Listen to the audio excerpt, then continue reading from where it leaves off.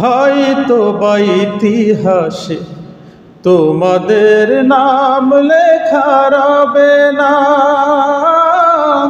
হয়তো বা ইতিহাসে তোমাদের নাম লেখা রবে না। বড় বড় লোকেদের ভিড়ে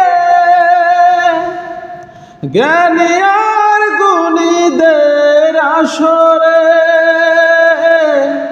তোমাদের কথা কেউ কবে না।